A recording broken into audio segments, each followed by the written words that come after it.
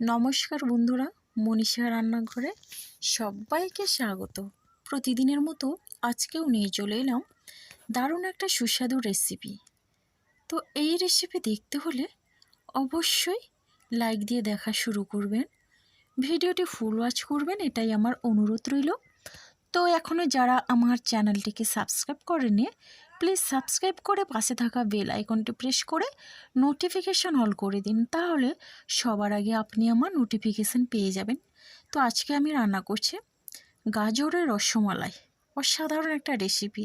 তাহলে চলুন দেখে নিন কীভাবে আমি এই রসমালাইটি বানাই।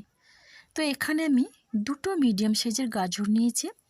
গাজরটাকে এইভাবে ছোট ছোট করে কেটে ভালো করে ধুয়ে পরিষ্কার করে নিয়েছি। এবার এখানে একটা মিক্সিং জার নিয়েছি। এবার গাজরটা আমি দিয়ে দিচ্ছি। গাজরটাকে খুবই সুন্দর করে একটা পেস্ট বানিয়ে নিতে হবে, তাতে করে কিন্তু রসমালাইটা কিন্তু খুবই সুন্দর হবে। তো যাই হোক, এখন আমি এই কাপের 1 কাপ জল নিয়েছি, অল্প করে আমি জল দিয়ে দিলাম। আর এটা পেস্ট করব, তার মধ্যেও আমার জলের প্রয়োজন হলে আমি জল দিয়ে পেস্টটা করে নেব। তো বন্ধুরা দেখুন, অল্প অল্প জল দিয়ে আমি গাজর পেস্ট করে নিয়েছি। আর এদিকে একটা গ্যাসে কড়াই বসিয়ে দিয়েছি।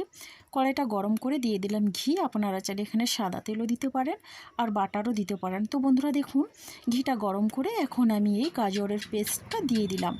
তো এবার আমি ঘিয়ের সঙ্গে গাজর পেস্টটা ভালো করে একটু নেড়ে চেড়ে নিচ্ছে, তাহলে কিন্তু গাজরের যে একটা কাঁচা গন্ধ থাকে সেই গন্ধটা চলে যাবে। আর এই গাজরের রসমালাই কিন্তু দুর্দান্ত লাগে খেতে। তো বন্ধুরা, আপনারা তো সুজি রসমালাই খেয়েছেন বা অনেক রকমের রসমালাই আপনারা খেয়েছেন, ছানা রসমালাই, তবে এটা একবার ট্রাই করবেন। তো যাই হোক, এখন আমি একটা এলাচ ফাটিয়ে রেখেছিলাম, এলাচের দানাগুলো বের করে দিয়ে দিলাম স্বাদটা একটু বাড়ানোর জন্য। খুবই দুর্দান্ত লাগে, তো এলাচের ফ্লেভার আমার খুবই পছন্দ। তো যাই হোক, এলাচটা দিয়ে আমি এখন গাজরটা ভালো করে ভেজে নিয়ে এখন দিয়ে দিচ্ছি মিক্সিং জারটা ধুয়ে রাখা জল। এবার জলটা একটু বেশি পরিমাণে দিতে হবে। তো জলটা দিয়ে গাজরটাকে ভালো করে আমি মিশিয়ে নিলাম। এরপরে আমি হাফ বাটি সুজি দিয়ে দিলাম। এখানে 150 গ্রামের মতো সুজি আছে। তো পরিমাণটা আপনারা বুঝে শুনেই দেবেন, আপনাদের যতটা লাগবে। তো বন্ধুরা দেখুন, সুজিটা দিয়ে আমি গ্যাসটা লো ফ্লেমে রেখেছি। এবার এই রকম নেড়ে চেড়ে নিচ্ছি, অনবরত এটা নাড়াতে হবে, তাহলে কিন্তু এটা কোনো রকমে কড়াইয়ে লেগে যাবে না বা পোড়া লাগবে না। তো যাই হোক, এখন দেখুন বন্ধুরা, এই সুজির একটা মণ্ড তৈরি হয়ে গেছে। আর আমি যেহেতু আগের থেকে এখানে লবণ দিইনি, তো চিনি দিইনি, এই মুহূর্তে আমি লবণটা দিয়ে দিলাম। তো বন্ধুরা, লবণ দিয়ে এখানে আমি চিনি অ্যাড করে দিলাম। তো চিনিটা দিলে কিন্তু ভালো লাগবে, আর আমি যেহেতু বেশি মিষ্টি একটু পছন্দ করি।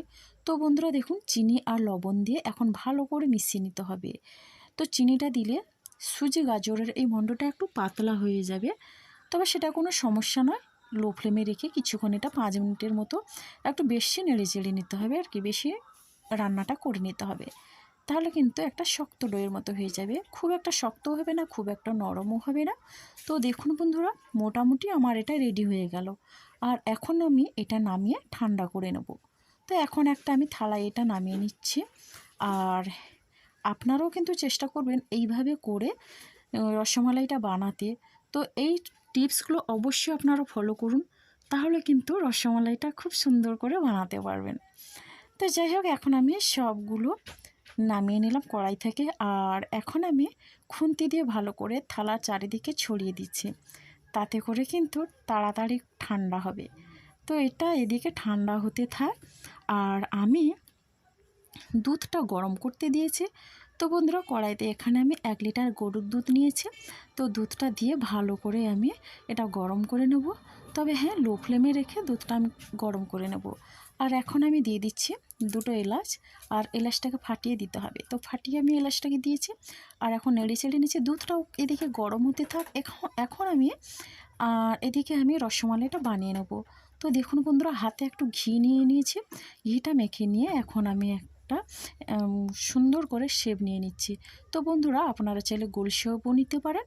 আমার এই লম্বা শেপটা খুবই পছন্দ, তাও আমি এই লম্বা শেপটা দিলাম। আর লম্বা করে আমি রসমালাই বানিয়ে নেব। তো দেখুন বন্ধুরা, এইভাবে করে কিন্তু আমি বানিয়ে নিলাম। এবার সবগুলো একই রকমভাবে আমি বানিয়ে নেব। তো এখন একটা আমি প্লেট নিয়েছি, আর প্লেটে আমি এটা রেখে দিলাম। তো দেখুন বন্ধুরা, আবারও একই রকম করে আর একটা বানিয়ে আপনাদের দেখিয়ে দিচ্ছি। আর এটা এমন একটা রেসিপি, এটা কিন্তু বাচ্চা বড় সবার খুবই পছন্দের একটা রেসিপি। সবাই কিন্তু খুব ভালোবাসবে খেতে।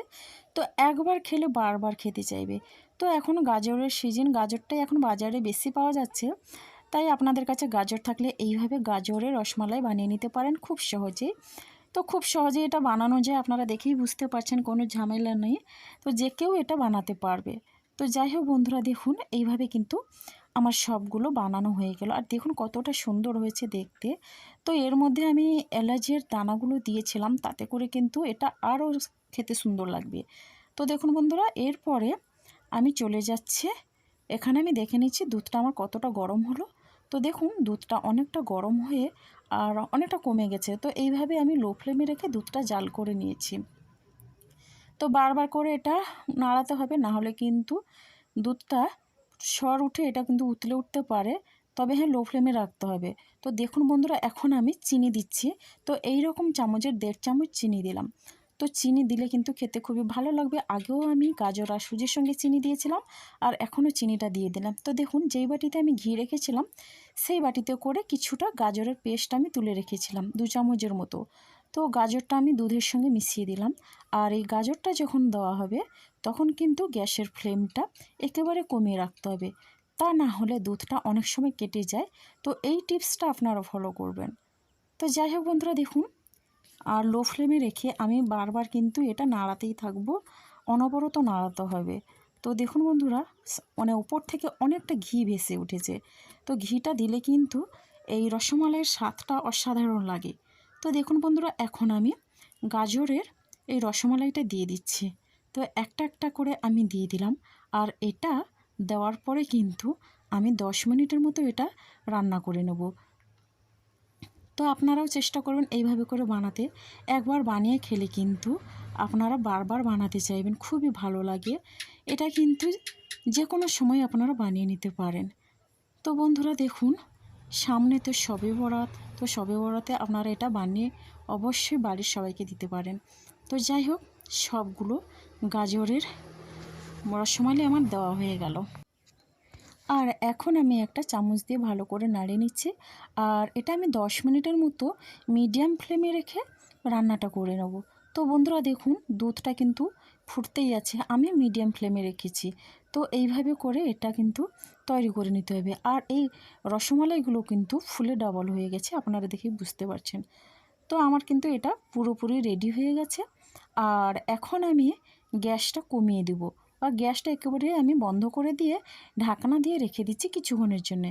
তো এখন আমি পরিবেশন করব, তার জন্য আপনাদের আগে দেখিয়ে দিচ্ছি একটা বাটিতে রসমালাইগুলো নিয়ে। কতটা দেখতে সুন্দর হয়েছে, অসাধারণ হয়েছে এই রসমালাইগুলো। আর অসাধারণ একটা গন্ধ বেরিয়েছে, বাড়ির ভেতরে কিন্তু এই গন্ধে একেবারে মোমো করছে। আর এই রসমালাই কিন্তু খুবই সুস্বাদু হয়েছে, আপনারা না বানালে কিন্তু বুঝতে পারবে না। তো বন্ধুরা, রসমালাই আমার রেডি হয়ে গেল। তো আমার এই রেসিপিটি যদি আপনাদের ভালো লেগে থাকে তাহলে অবশ্যই আপনারা আমার পাশে থাকুন। আর আমার আজকের ভিডিওটি এই পর্যন্ত। আগামীকাল আসবো আবার একটা নতুন রেসিপি নিয়ে। আপনারা সবাই সুস্থ থাকুন, ভালো থাকুন। অসংখ্য ধন্যবাদ আমার সোনা বন্ধুদের জন্য।